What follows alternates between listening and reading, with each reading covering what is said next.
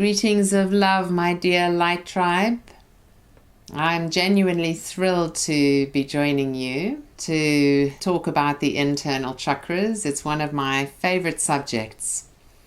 My journey and spiritual awakening began many years ago with the very first meditation that I ever tried to do, which was a 7-chakra meditation. And it was an old school type of meditation from a traditional yogic book where you kept your awareness in each of the 7 chakras, starting with the first root chakra for 3 minutes. You went 3 minutes in the root chakra, 3 minutes in the second sacral chakra, 3 minutes in the solar plexus chakra, doing nothing but keeping your awareness inside that energy vortex. Now, I had no experience of working with my own or anybody else's chakras, and I had no experience of anything in meditation, certainly not of trying to feel and hold your awareness in a center which I'd never heard about, which I didn't really understand whether it totally existed or not. But something urged me to try this meditation. It wasn't in recorded form, it was in a book, and I would read about the 1 chakra and what I was supposed to be doing and try and hold my awareness there. And move on to the second one. I'd have to open my eyes in between to read the various sections of the chakras. And at the end, when you'd reach the 7th chakra, you then had 3 minutes in your aura where you held your awareness in the aura before trying to hold your awareness with everything, with inside your body, your energy, your physicality, and all that is around you. And I was guided, although I wasn't in conscious connection with my guides at that point, to do this meditation, and I was absolutely determined to master it. And so in many ways, my entry into the world of energy and inner consciousness came through a 7-chakra meditation. I have subsequently learned how to work with other people's chakras, to see into their bodies, something which if you told me I could do years ago, I would have bet you £1 million that I wouldn't ever be able to do, as I'm not good at visualizing. I always considered myself to be bad at healing. I couldn't feel energy. When I was initiated into Reiki 1 and 2, I didn't feel anything. When I worked on anyone, I didn't feel anything, whereas all the people around me could feel loads of things. And when I tried to visualize things, nothing happened. It was like a blank canvas. And yet, one thing followed another until I'm able to not only sense things to do with the chakras in myself and other people, but also see them. And I'm going to teach a bit about this evening, looking into your own chakras and also into the chakras of others. So let's begin with the basics. The word chakra means wheel. The energy centers are considered wheels in that they spin.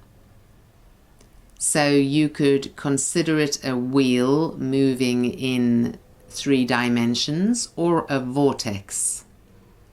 Either way, it is energy inside of your physical body, which is higher dimensional.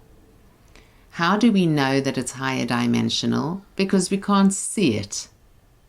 So it requires tools outside of normal X-ray machines that are able to pick up a vibration or a color that indicates that a chakra is there, which we now have. We now have the technology to pick up energy centers, to pick up the colors within an aura that are being activated by the energy centers inside.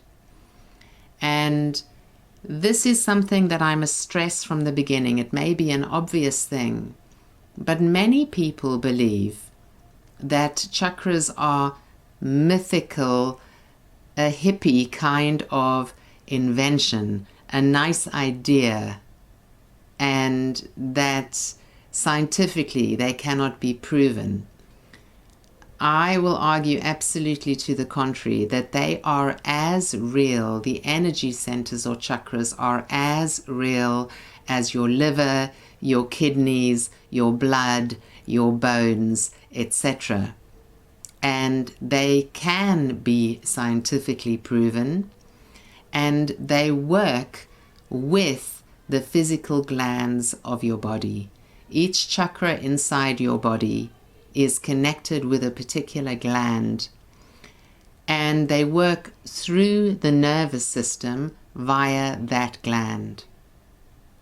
So the whole system of chakra healing, as various people have developed it, is based on the fact that information or energy comes into these chakras and connects into our physicality through the glands that they're related to and through the nervous system. And therefore, what happens in the energy centers affects our health.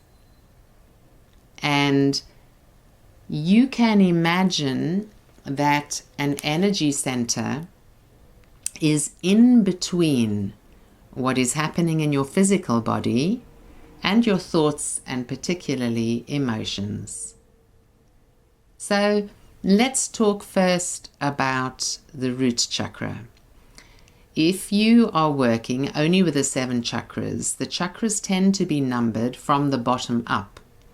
So they tend to be numbered: number 1, the root chakra; number 2, the sacral chakra in your belly; number 3, the solar plexus chakra at the solar plexus just below the ribs; number 4, the heart chakra in the center of your chest; number 5, the throat chakra; number 6, the third eye chakra, which is in the exact geometric center of your brain; number 7, the crown chakra at the top of your head. So we will use this numbering for the moment, even though when I'm working with or activating the 12/13 chakra system, I work from the top down. When we work with the internal chakras, you tend to work from the bottom up.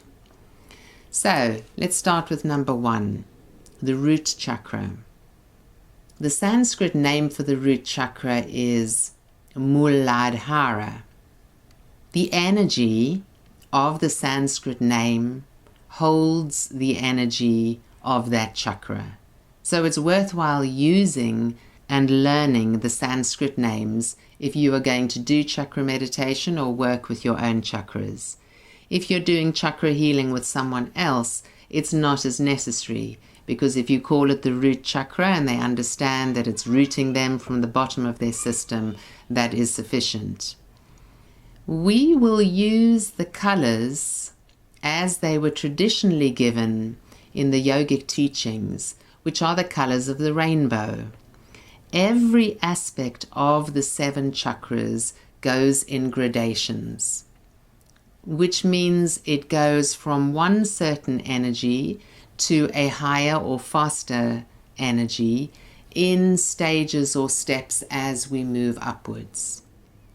So the root chakra has a very slow vibration. If you imagine it spinning like a vortex, it is spinning slowly, and the energy of it is very deep and very physical.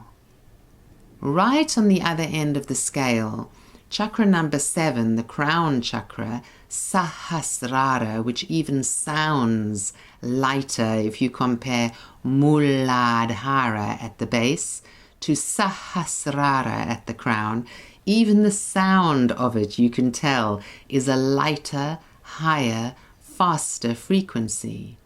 So the crown chakra spins much faster.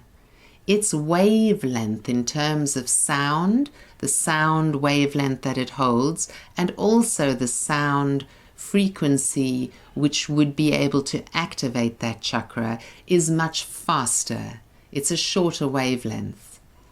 In every way, the chakras at the top of your body are lighter. They spin faster, and when you sense into them, they feel more like light. So when one does a chakra meditation in a group and there is feedback afterwards, what you tend to find is that the first chakra, Muladhara, is much easier for some people to sense in. Let's say the first, second, and third chakras. Some people will in the group will say, I found it quite easy to feel the first 3 chakras, but as we started going up, I couldn't really feel them or sense them in the same way.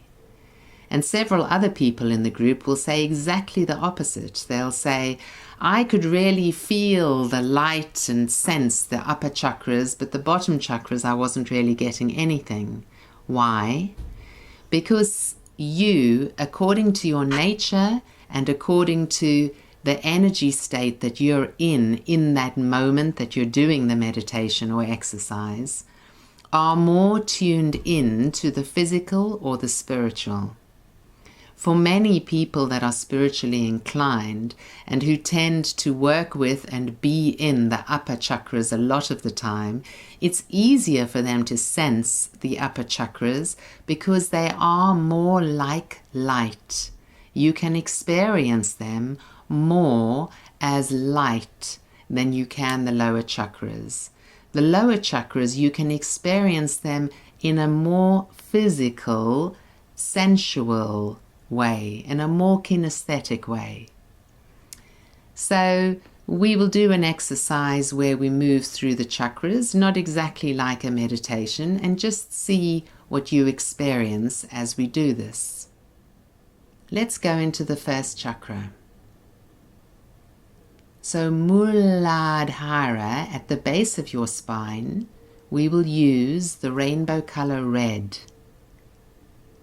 Just as the rainbow moves from red, orange, yellow, green, blue, indigo to violet in the light spectrum, so the chakras, as we move upwards, will move from red, orange to yellow as we move up through the chakras. Now, many people say that the colors of the chakras have changed or are changing because of our higher dimensional nature that's integrating into us now, or because everything in our planet is shifting into the higher dimensions, and some people are naming the chakras with new colors.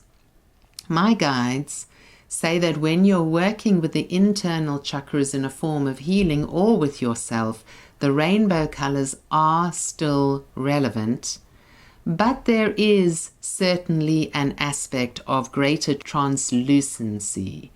There is an aspect of them being more subtle and sometimes looking more pale than they used to be, and let your experience be your experience.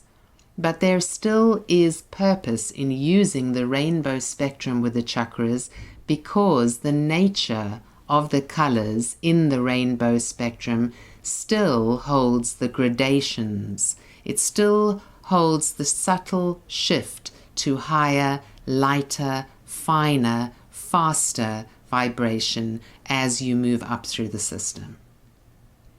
So here we are in the first chakra. Just close your eyes and imagine that you are in the first chakra now. Imagine that all of your awareness is located in chakra number 1 right now, so that you start to experience a red spinning. For the moment, we are not going to say which way the chakra is spinning in terms of clockwise or anti-clockwise, but the general spinning feeling does go from the front to the back of your body. If you imagine a spinning top and you've set it spinning and it's perfectly upright on its point, it'll be spinning from front to back And this is how you visualize and experience your chakras spinning. Now, if you can get any sense of spinning in that place now, you are starting to experience something which is there. And if you don't naturally get that, you simply visualize or imagine it. Imagining that you are in a red center at the base of your spine or at your perineum, and imagining that you are moving into a sense of spinning in that place, this will generate an experience of that chakra, because you are asking your sensory apparatus to actually pick up that thing in that place. It's not that imagining it is making it happen. It's that imagining it or attempting to visualize it is tuning you into what is happening there. And every single time you do this, you will have a different experience. Sometimes you'll tune into certain chakras more easily than other ones. In general, your ability to tune in will increase. And what helps is if you don't try too hard. You focus your awareness so that you're in that place. Focus your awareness there. Make every effort to bring your awareness into that place, so you're concentrating inside in that place, and you imagine a sense of spinning and the color red, and it will eventually tune you into that chakra. But you do it with a sense of lightness, with a smile on your lips. Smiling will actually relax your mind. So if you're frowning, you're trying too hard. If you're getting stressed out and irritated with yourself or the process, you're trying too hard. You have a sense of lightness about it, which the Pleiadians teach about, that is like playfulness. It's like playfully experimenting with sensing that chakra. And the more you have that playful sense of experimenting, whether you are working on yourself or another, the easier it will come. So there we are in Muladhara, the first chakra. Now move upwards as though you're moving through a lift shaft up into your belly, below your navel. And you come to the second chakra, the sacral chakra, so named because it's aligned with the sacrum, which is the large triangular bone just above your tailbone. So you can feel that if you like. After the last lumbar vertebra, you come to a place which is flat and hard, where the bone is quite near the surface of the skin, and that is the sacrum. And some of you have those delightful little dimples just at the top of your bottom, and those dimples are part of the sacrum. They're at the top of the sacrum. So in front of the sacrum is the sacral chakra. The second one, Svadhisthana. This is the sexual chakra. So it starts with an S, sacral, Svadhisthana, sexual. And in this place, your identity as a man or woman is rooted. How you feel about yourself as a man or as a woman or as androgynous, which is also an experience that a lot of you have and also are increasingly having, because on a certain level we are working towards androgyny, which is not a state of not having a sex, it's a state of having the male and female equally balanced within you. I'm not encouraging you to have that. I'm just saying if you do have that sense of androgyny, this is also acceptable. It isn't a sexless state. So this chakra is orange, it's spinning, and it's a very vibrant chakra. It's a chakra that gets a lot of attention because we are sexually orientated beings. And if there is no sexual activity in your life at all, and I'm not talking about just having sex, I'm talking about identifying yourself as a man or woman, being proud of that, feeling confident as a man or woman, being connected to your sexuality through your clothes, through your attitude, in a nice balanced way rather than an obsessive way. If it moves towards obsessive, the chakra will appear as too large. If there's nothing happening there and you can't identify with yourself as a sexual being and you don't have a good connection with your body in general, it tends to shrink and be too small. Either way, this is easily corrected. So what I want to talk about now is the connection between the first and the second chakra. Many people don't understand how certain chakras are paired or linked together, and these two are very much linked together. Sexually, a man will identify with their sexual urges through their first chakra.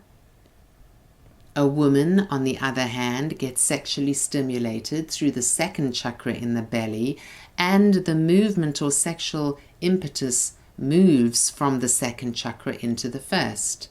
So there's a slight difference between men and women and the first and second chakras. To a certain extent, both chakras can be considered related to sexuality, and to a certain extent, both chakras can be considered related to the physical body, to your connection with your physical body. Speaking of that, in the first chakra, your connection with your physical body is about feeling safe in your physical body, being physically grounded from your 3D physical body down into 3D earth. It's also about feeling safe and protected. Safe in your body and safe on the planet. What would make you feel unsafe in your body? A diagnosis. A diagnosis via the Western medical system that says that you have osteoarthritis or Crohn's disease or cancer, something which is either supposed to kill you or supposed to be with you, according to them, for the rest of your life. This will quite obviously make you feel unsafe. Diagnosis can be like a poison. The reason diagnosis was introduced into Western medicine was because of the system of medicine that they were formulating. In order to be prescribed a medicine that would help you, like antibiotics or antihistamines or whatever, painkillers, a diagnosis has to be made. With this diagnosis, you are treated with a particular medicine. So that's how it came about. Sometimes a diagnosis in the Western system is useful because you know, right, I have psoriasis, I don't have eczema. And you can then use natural means to treat that thing and begin to understand it more. But in general, diagnosis is one of my pet hates because it's like introducing poison into your mind system where for the rest of your life you believe you have this thing you cannot escape from. You live in fear of the symptoms returning or the symptoms getting worse, or you live in fear of dying from that thing, whereas miracles happen before me every day of my life. I have seen so many people diagnosed who have overcome that illness completely and are completely well. And I completely believe that working through the chakras is one of the primary ways of healing thoughts and emotions which are dysfunctional. It's one of the reasons why I'm teaching about the chakras. So that's what would make you feel unsafe in your physical body. What would make you feel unsafe in your body on this 3D earth? The natural disasters, the predictions of the world coming to an end, of the poles shifting, heaven alone knows what. We're given enough predictions and fear-inducing prophecies these days, and if you don't feel safe on the earth and in your physical body, your first chakra will play up. If you are constantly in fear that there isn't enough money, that there isn't going to be enough money, that you're going to lose your job, that you'll never get another job, that your house might be taken away from you, things that make you feel unsafe will affect your first chakra. So these thoughts and emotions on the one side, if they persist, if they continue, worry, anxiety, and the same thoughts run around for long enough, they will affect the chakra which is in the middle. The chakra is in the middle between your thoughts and emotions and your physical body. So if these dysfunctional or negative thoughts and emotions are around for long enough and they start to block up that first chakra, or to shrink it, or to make it oversized, to make it dysfunctional and not clear, that will eventually go into your physical body and create backache, leg problems, knee problems, something in your lower area. Also relating on a digestive level to constipation, to letting go, being able to let go through the colon.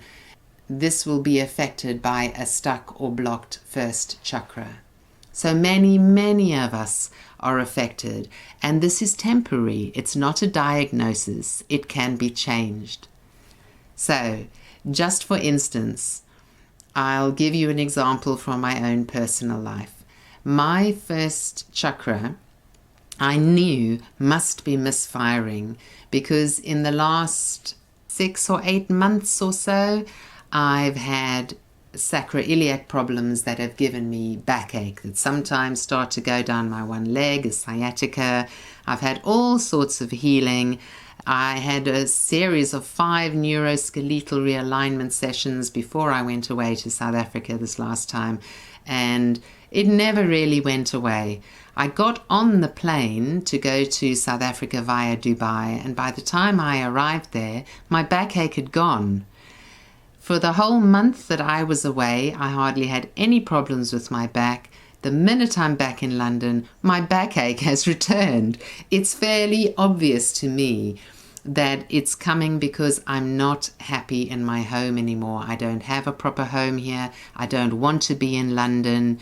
Circumstances are such that I have to be here for a while. My backache comes back. So knowing that, having identified that that is very clearly where that is coming from, I will then work with thought forms, affirmations, journaling around home and my future home that make me feel excited about my future home, that bring me back into a sense of trust that everything is perfect exactly as it is, that remind me and my whole consciousness that I'm not stuck here and I don't have to be here, and my back will instantly improve. So working with the balancing and healing chakra meditation, which I've just put up on YouTube and on my website, will automatically start to balance the chakras out. If you really allow yourself to go into trust and trust affirmations and connection with your body. So that was the first chakra. The second chakra, as I've said, works together with the first chakra in terms of physical body and also sexuality. So physical body isn't so much about trust and feeling safe. In the second chakra, it's more connection with your physical body. Can you listen to, can you hear your physical body and what it really desires? What your physical body really desires is enjoyment. So this chakra is very much about, are you nurturing your physical body and Is your body enjoying itself? Is it getting enough exercise? Not the kind of exercise that you force yourself to do, that you don't really enjoy, like being on the treadmill in the gym. Some of you do enjoy that. If you really enjoy that, if you're doing it and you're thinking, yes, I love the feeling of my body and I'm on my 3rd mile, this is amazing, and you're smiling and having fun, that's all cool. I'm not one of those people. I would rather be walking or running outside where there are trees, where there's nature. So it's not that I am prescribing what you should do for your body to be an enjoyment. It's just check that any form of exercise that you're doing, you are enjoying it while you're doing it, because it's very important. So if you are able to listen to your physical body about the food that it wants, about the exercise that it wants, about the kind of sex that it wants, or just that it wants sex in some form or other. Maybe it's in the form of self-pleasuring. Maybe it's just in the form of sensuality rather than sexuality, but just to be able to be enjoyed without any guilt, without any shame.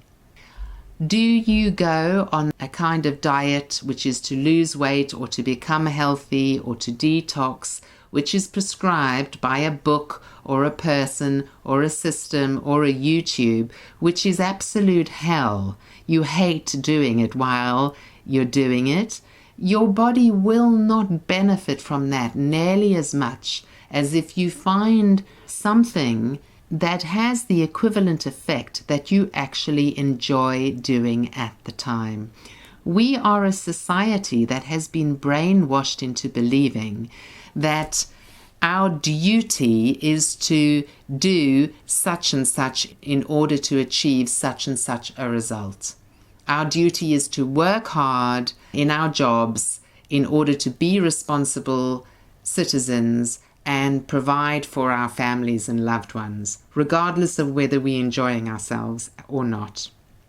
We are supposed to exercise in such and such a way for so many minutes per day, per week, per month, in order to fulfill somebody else's idea of a quota of the recommended exercise for our heart rate. We've lost all sense of enjoyment and common sense about what our body really enjoys.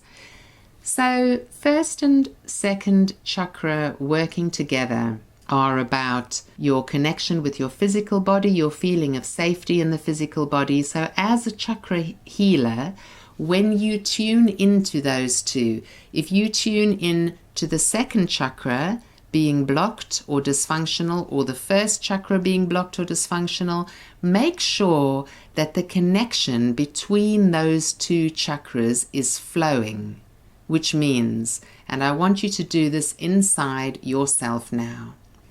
So go back to visualizing the first and the second chakras spinning inside yourself. The first chakra is a red vortex at the base of your spine or the perineum. In actual fact, if you want to get very specific, the first chakra is at the prostate, inside that gland. For a man, and for a woman, it's actually in your vaginal canal on the back wall, about 1 inch below the cervix. So it's right in there. And if you do a little Kegel pull up or a Muller band, a little pulling up inside your vaginal canal or at your perineum so that it activates the prostate, you will feel that little tightening sensation at Muladhara. So for many people, this actually helps you to identify the first chakra. It's a very enjoyable feeling exercising that little muscle. It shouldn't create tension in your belly. It's a tiny little pulling up, a little bit as if you're stopping yourself from urinating or going to the loo.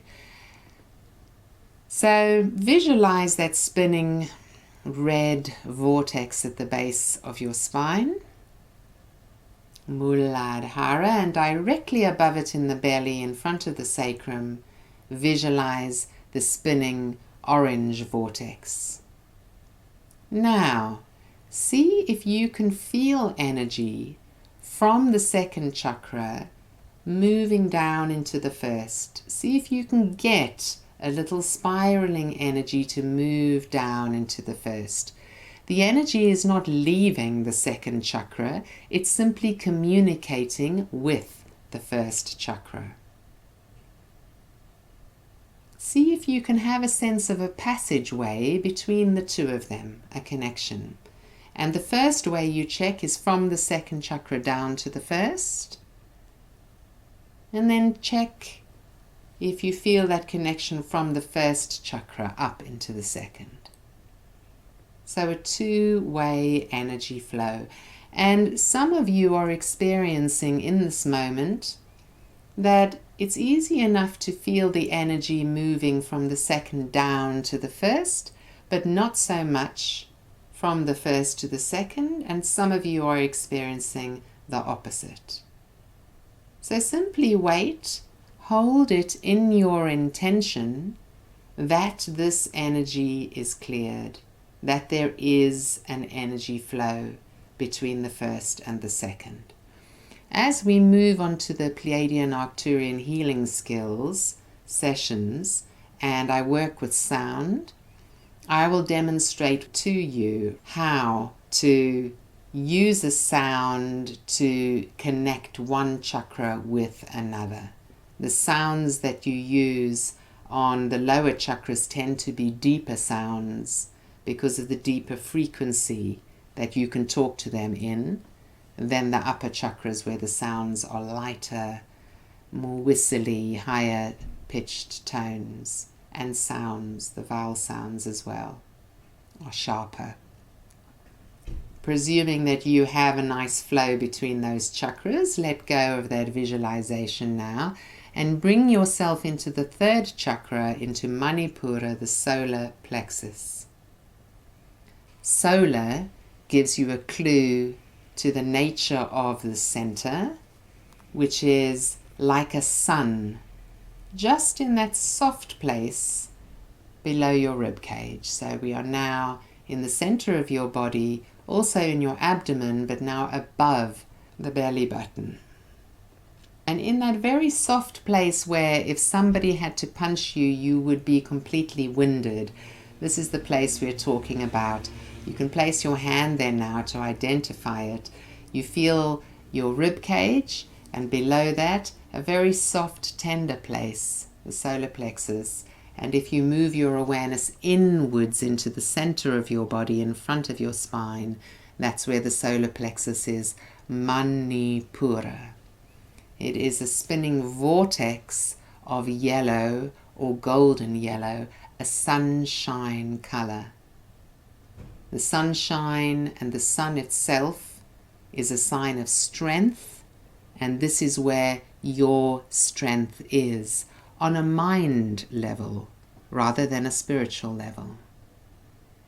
So the first chakra is more about physical body than anything else. The second chakra is connected in with your emotions through your creativity and sexuality. And your third chakra is the center of mind.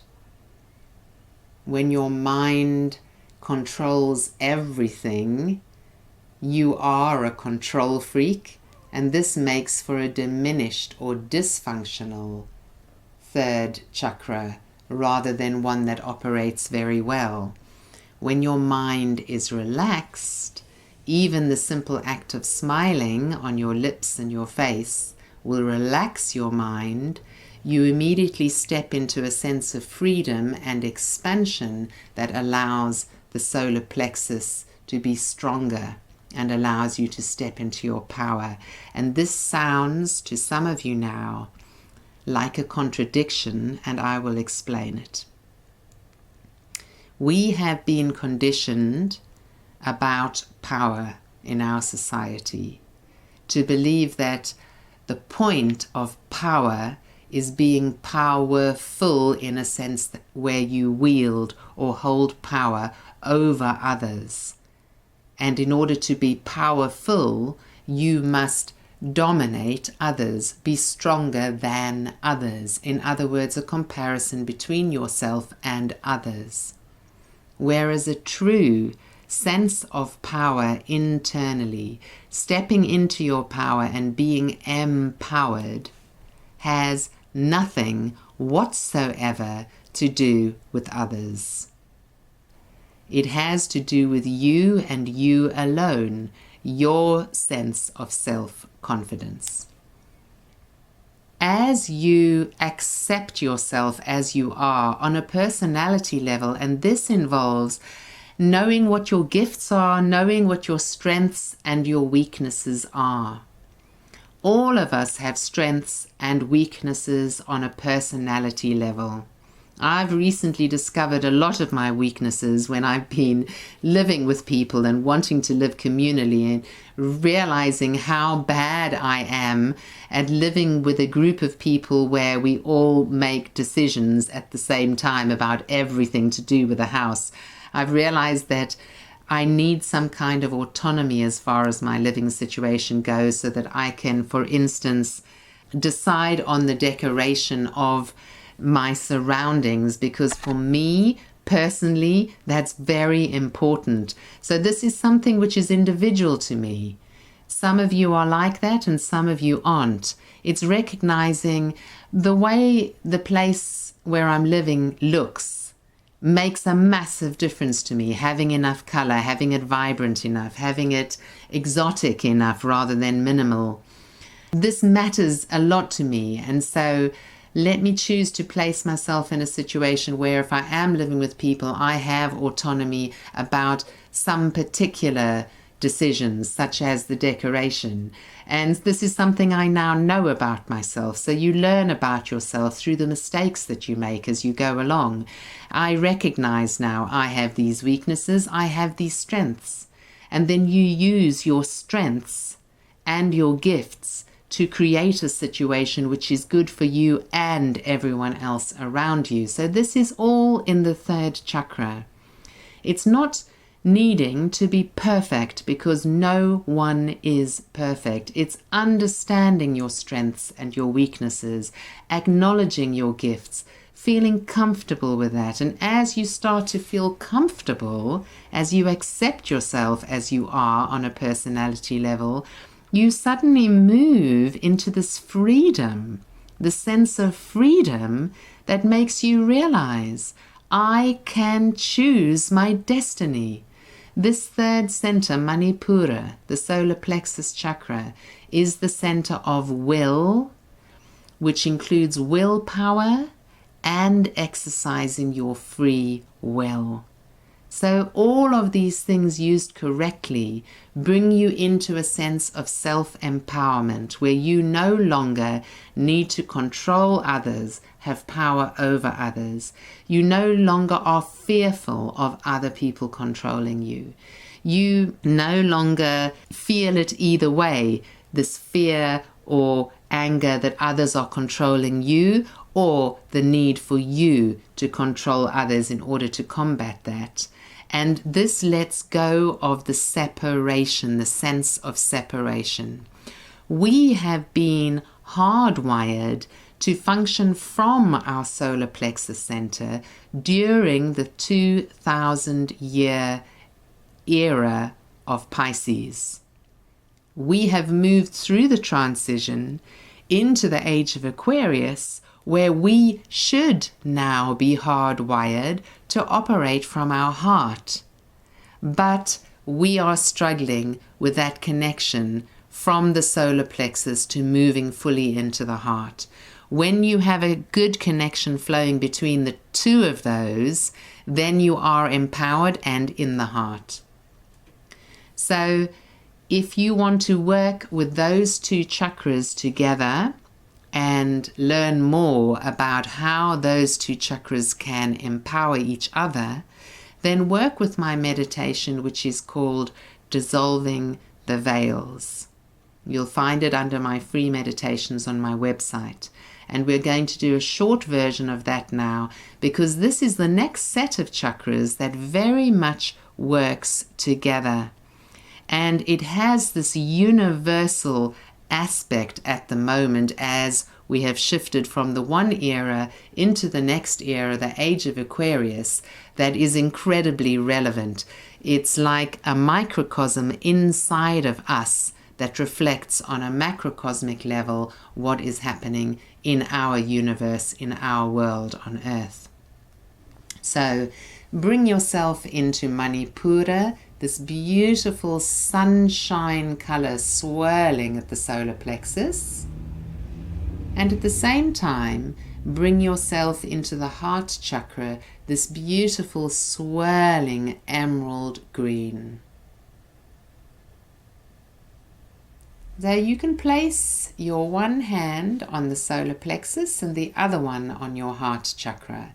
And you'll find that the one is just below your breasts and the other one is just above your breasts. Whether you're a man or a woman. And the lower hand is tuning in to the beautiful swirling vortex of yellow. The upper hand is tuning in to the beautiful swirling vortex of emerald green.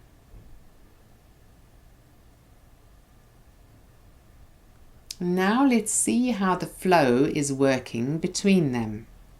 So first check if you can feel a flow from your heart center down into the solar plexus.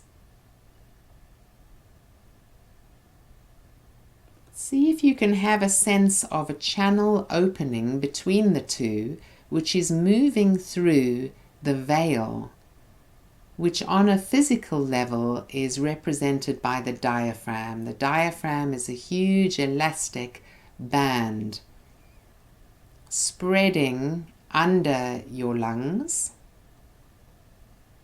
and dividing your upper hand from your lower hand, dividing the lungs from the digestive organs below. So there is an etheric veil, which is like a veil of illusion. When people say seeing through the veils, in many ways you could consider this is one of the veils that when it is completely dissolves, involves you seeing and experiencing things as they truly are, because you see them clearly from your heart or with your heart and your solar plexus empowering each other. So you've looked at that connection between the heart and moving down into the solar plexus. And now I want you to look at the connection moving upwards from the solar plexus to the heart. See if you can feel a connection moving upwards. And let me explain how these two work together. The similarity between what heals all dysfunctions in both of them is acceptance of the self. So accepting yourself exactly as you are on a personality level will heal the misperceptions that might have been held, the incorrect thought forms that might have been held in the solar plexus, your power center, your will center. And loving yourself exactly as you are will allow your heart chakra to open. And this love is equal to acceptance, loving and accepting yourself exactly as you are. It has a different frequency in the heart and the mind chakras, because in the solar plexus, accepting yourself exactly as you are is done through the mind, through your brain, where on a logical level, on a thinking level, you can look at your strengths and your weaknesses, your gifts, your dysfunctions, the things you're good at and bad at, and you can think, you know what? It's all cool. It's all cool. I think it's all cool.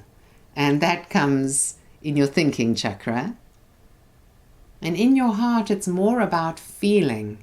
It's more about feeling love and acceptance for yourself. It's that same energy of love that you would feel or give to another.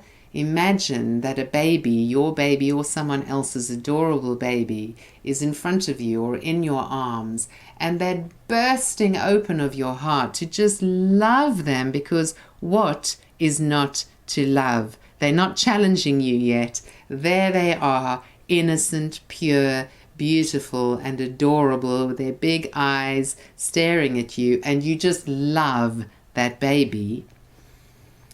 If you imagine that same feeling of unconditional love opening inside of yourself for yourself, that is feeling love and acceptance for yourself exactly as you are. So you can see how these two chakras hold a similar aspect about love and acceptance for yourself. The one is more on a thinking level, the other is more on a feeling level. How they empower each other when they have energy flowing effortlessly, clearly between each other is that the energy and strength from your will center, your power center, will empower your heart. It'll bring strength to your heart chakra so that you're not so vulnerable.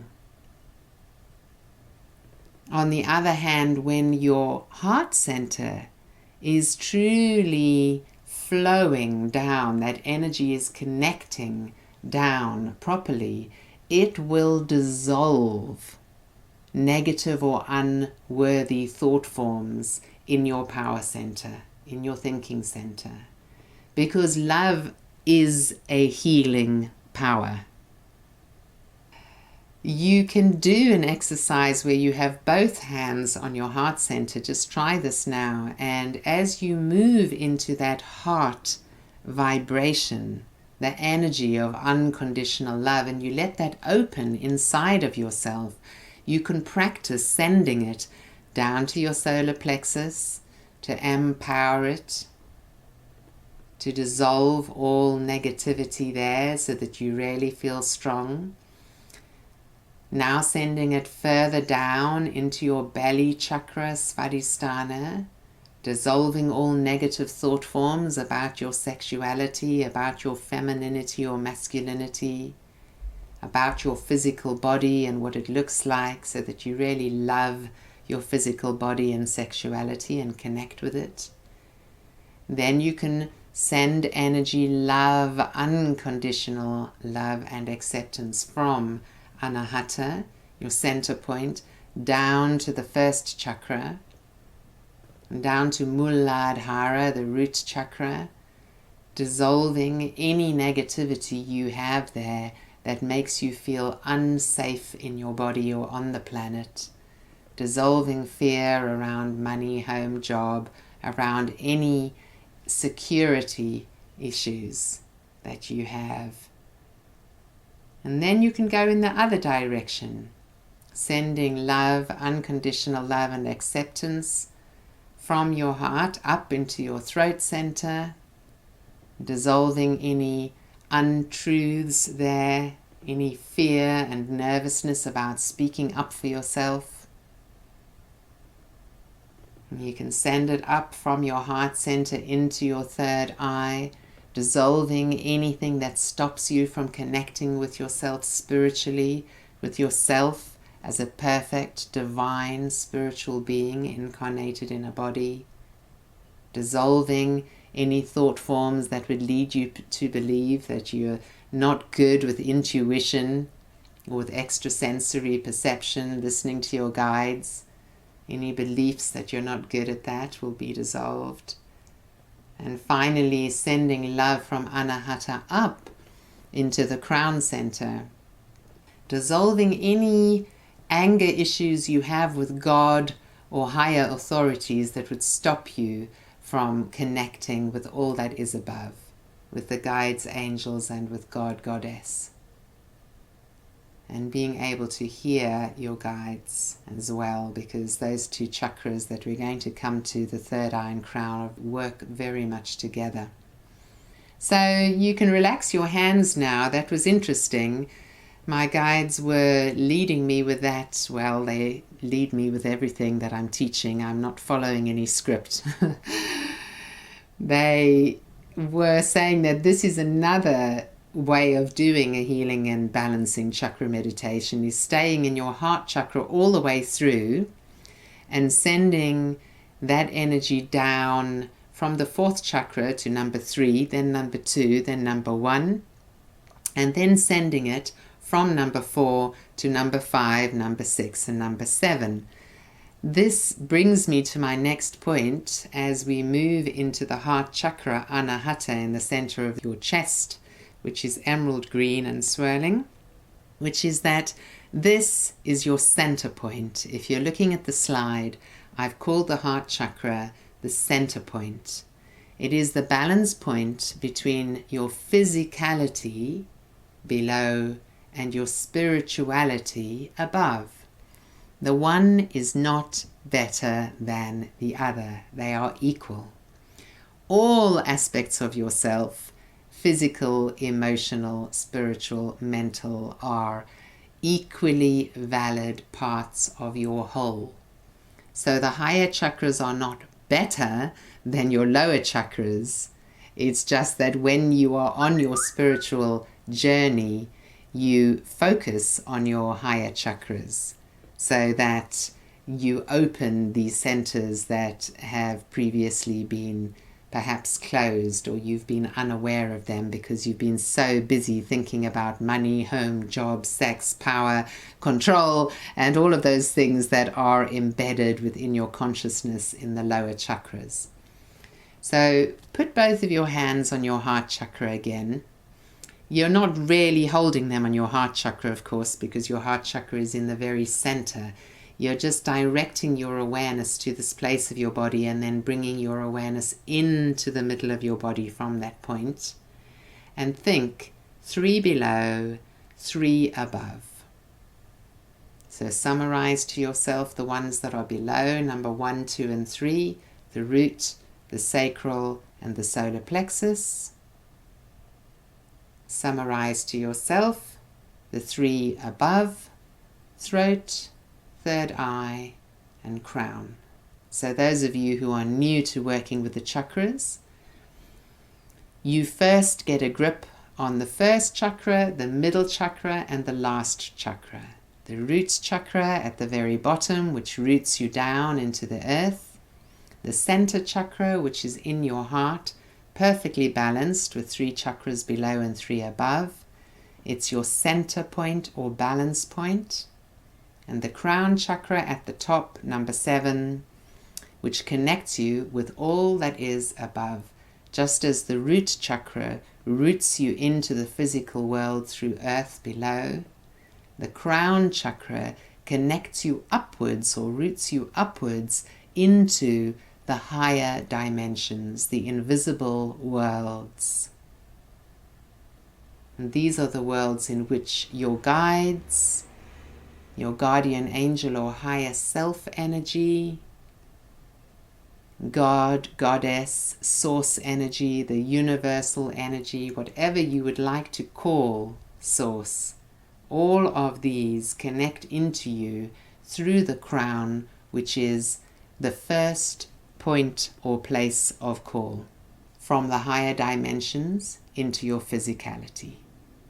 So the heart center is a swirling, gorgeous emerald green ball of energy. The personal heart chakra, as opposed to the sacred heart chakra or the one heart, which we're not discussing today, the personal heart chakra involves your connection, your love relationships with those that are close to you, giving and receiving love, and particularly those that are closest to you, your lover, husband or wife, partner, your children, your brothers and sisters, your mother and father, close family. Those that you are closest to, you connect with through your heart chakra. Indeed, you connect through your heart chakra with all others as well, with other friends and acquaintances. But there is another aspect to the higher heart chakra and the one heart chakra, where they are designed to connect with everybody on earth in different ways. And all I'm saying about the personal heart chakra is that in terms of healing the heart chakra, the hurts and defenses that are there to be healed tend to have come from those that you are closest to. And it's very different for different people. Many of us have primal wounding that came from our mother or father, that came at various points in our infanthood or childhood, where a word or sentence was said or an action was made that was fundamentally hurtful, that set up a pattern of it's not fair, or I am unworthy, or I will not be loved unless I'm a good boy or good girl, unless I achieve well, unless I keep quiet, unless I perform well, whatever it is. These patterns get set up when we're very young and will tend to affect us through our other close relationships for the rest of our lives unless we heal those thought forms. And we can heal those thought forms through working with our heart chakras. Our heart chakras are actually the easiest ones to heal, as much as you may not think so, because it's easier to stay in the energy of our heart chakra than any other chakra once you get the hang of it. And the way my guides tend to teach this is to teach activation of the prana tube. The prana tube is an invisible, crystalline energy breathing device that runs through all of our chakras. It isn't the same as Sushumna, which is the central channel that Kundalini flows up. This is an etheric breathing tube which is much bigger than Sushumna. It's about 1.5 to 2 inches thick. So it's quite a big tube that runs straight through all of our chakras, and you can activate it by sending it up to plug into the great central sun, which is in the center of our Milky Way, and sending it down through the root chakra and the bottom of the aura to plug in to the physical core crystal of the Earth planet, and then receiving energy from both ends.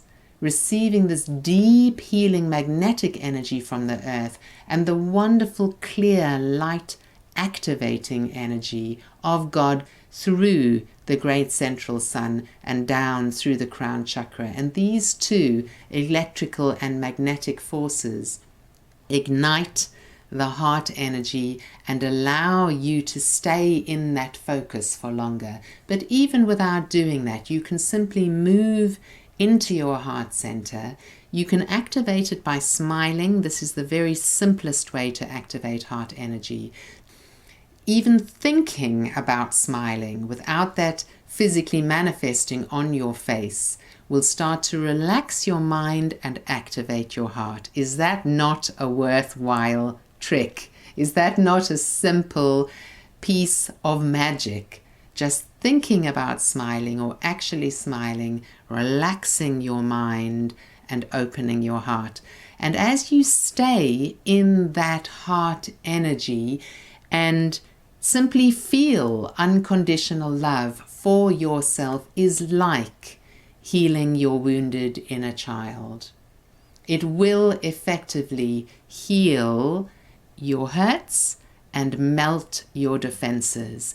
Another amazing way to do it, as included in the angelic higher self activation meditation on my site, is to activate your prana tube to allow that energy in your heart center to expand, and then to visualize and encourage your angelic wings to expand out from the back of your heart chakra. So do that now. Visualize that your angelic wings, and each one of you has these etheric angelic wings. There are no exceptions. All of us have an angelic nature. So visualize those wings unfurling, uncurling from between your shoulder blades, and then hold that image of your wings, whether they are like angel wings, bird wings, fairy wings, butterfly wings, dragonfly wings. Just let them be as they want to be in the moment, and just allow them to expand. And as you move into the bliss of that, what happens as that energy moves through the back of the heart chakra is that your defenses, which are like metal plates around your shoulder blades that give you that sense of tension between your shoulder blades, those defenses start to melt, melted by your angelic sense of self. And we now come to the throat chakra, which is not the same as any of the other connections in the body. My guides describe the throat chakra as a gateway chakra. So bring your awareness into it, and it's a swirling sky blue chakra. It's a beautiful light color, and it's the first chakra that you enter into in the upper chakras that has this real sense of light within it. The throat, the third eye, and the crown chakras have this amazing aspect of light within them. The reason the throat chakra is described as a gateway chakra is because it is the chakra that your consciousness moves through to go from your heart to reach the third eye and crown, which work together as paired chakras in the same way as the other ones lower down work together. It is the one that when it gets stuck makes it difficult to connect in with your extrasensory perception and intuition, which is held in the third eye, your connection with God, which is held in your crown, and your ability to operate from unconditional love. Your higher self connection comes when the throat chakra is open and clear enough for your heart chakra and your third eye chakra to truly communicate with each other. So right now, I want you to hold one hand on your heart chakra in your chest and hold the other hand on your third eye, which would be on your lower forehead. And imagine that your awareness is moving inwards into the geometric center of your brain and inwards from your chest hand into the center of your chest. So you will have an indigo blue swirling sensation in your third eye in the center of your brain, and an emerald green swirling sensation in your heart chakra. What do we need to connect through these chakras is for the throat chakra to be open and clear. And one of the ways to do this is simply to visualize it as light. Your throat chakra is about communication, communicating with truth, being able to speak your needs, your wants, your desires, to express your truth effectively and without fear, without timidity. It's also your creative center. It also has to do with manifestation and being able to actually manifest in the world rather than just internalize it. So your throat chakra connects very much through your shoulders, arms, and hands to your work and manifestation in the outside world. But on another level, on the level that I am talking about now, it is simply a gateway. It's a passageway to move through. So as you hold your hands on your heart and your third eye, let us try sending energy down through the throat from the third eye to the heart, just visualizing that energy moving through light. It's almost like the throat chakra becomes transparent rather than sky blue. And there's this wonderful sense of light and openness in your throat. You will normally send violet, which is an aspect of the upper chakras. will send a violet flame down through the throat to surround the heart. And this higher energy, this violet flame from the third eye, will encompass the heart and transmute negativity around it. It's a protective force. Now visualize that deep emerald green, clear as a lake in the mountains, is sending energy up through the open throat chakra and into the third eye. And now you have effectively opened the gateway. So one of the ways to open this gateway is simply to see energy flowing from the third eye down to the heart, and see energy flowing from the heart up into the third eye.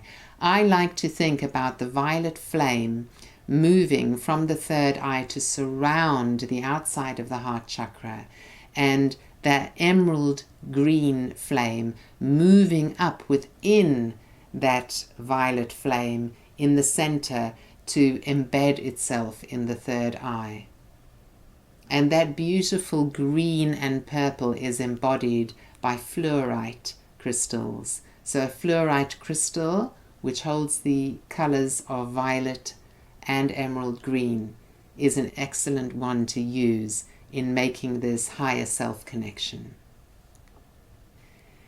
So the throat itself, I've spoken about being the communication center. And what truly opens that on an individual level is sounding, physically sounding, allowing sounds to come out of your mouth, because we tend to have been inhibited all the way through our lives by being told to be quiet or not speak up for ourselves, or that it's more polite to hold back, and sometimes we just need to it out or make primal sounds. But doing mantras or actually just singing, no matter whether you think you're a good singer or not, singing in the shower, all of these things will open your throat chakra and make it easier for you to express yourself and speak your truth. What the throat chakra is about in its enlightened aspect is truth and integrity. It is your center of truth and integrity. And you can see how this lies at the heart of embodying your higher self. So your higher self is activated through those three chakras, through unconditional love and acceptance for yourself in your heart, through truth and integrity, embodying truth through your words, written and spoken, in your throat chakra, and experiencing yourself as spirit, trusting your spiritual nature and your intuition, allowing yourself to listen to yourself on a spiritual level, so that you hear your spirit's thoughts as much as you hear your mind thoughts, as much as you hear your body speaking to you. These are three different aspects in the chakras where you hear things. You can hear them from your body in your second chakra. You can hear them from your mind in your third chakra. You can hear thoughts and feelings from your heart in your fourth chakra. You can hear them from your spirit in your sixth chakra. So we're going to move up into the sixth chakra, into Ajna, the seat of your soul or spirit. And this is indigo blue, but it has this aspect of violet within it as well. Just as the crown chakra is violet, but has the aspect of white, of the unity of all of the rainbow colors, the color of pure spirit white. So place one hand now on your forehead, on the third eye, and the other hand on your crown. And we're going to experience how these two can be connected and how they work together. Ajna is the place where information that comes in from your guides and angels and the higher dimensions and star beings is translated. In other words, divine guidance comes in through your crown chakra. Where else would it come in from? Your crown chakra is your portal. It's your opening place into your physical body for all that is higher vibrational, higher dimensional, and sacred. And as this energy comes in, as wisdom, pure wisdom and truth thoughts and guidance comes in through the crown chakra, it reaches the third eye, and only when it is translated or processed in the third eye can you then see visions. Can you then hear higher guidance? Can you then know through your intuition what is good for you and what isn't? So these two must work together. In many aspects, Sahasrara, the crown chakra, is not a personal chakra. There are many yogic traditions and exercises that use the 6 chakras rather than the 7 chakras, because the 7th chakra is really a portal to God rather than anything to do with your personal consciousness and processing and the way you operate. So you operate on a much more physical and primal basic level in your first 2 chakras. You operate on a mind level in your 3rd chakra, on a heart level in your 4th chakra, through your words in your 5th chakra, and through your spirit and from your spirit in your 6th chakra. But your 7th chakra truly is just an opening to all that is above. The aspect of your consciousness which is embedded into the crown chakra is your trust in God. And therefore, on a personality level, what can block the top chakra is when you have such a fundamental problem with one of the initial authority figures in your life, such as your father, that it affects your connection with God. You start to distrust God, and you're not open to the love and all-encompassing light and vibration that comes from that source energy. That is the one aspect that can block the crown chakra when you're working on yourself or with a client, is that distrust. Generally, you work with those 2 chakras together. If you're working with the 3rd eye, check that the energy is coming in effectively at the crown. Our time is up for the moment, dear ones, and I'm thoroughly looking forward to the Pleiadian-Arcturian healing seminars that are starting next Sunday. They are 3 weeks in a row. Those of you who register for those 3 will also receive diagrams and notes. You will also receive a zipped file of the first 3 chakra webinars, this one being the 3rd, and the following 3, which are more specifically geared towards healing. They can assist with healing yourself, but they particularly will help with healing others and being able to sense into others' energies. So I will speak more at that time about how to tune in to other people's chakras and how to work with them. But what we have covered tonight with regards to the connection between chakra 1 and 2, the root and sacral, the connection between 3 and 4, the solar plexus and heart, the connection between the heart and the 3rd eye, number 4 and 6, through the gateway chakra of the throat, and the connection between the 3rd eye and crown. These are fundamental to my way of working with the chakras. It is something that I've come to via my work rather than any school that I've studied with regarding the chakras, many times a healer can work with a chakra, or you can work with one of your own chakras that you know is blocked, such as the solar plexus. And I use that example because many of you that are listening to this have issues in your solar plexus about coming into your power effectively, and control issues that you're holding on to. And you might work with your chakra absorbing golden light in order to heal it, asking the angels for help, without being aware that you can work with the connection between that chakra and the heart in order to assist work.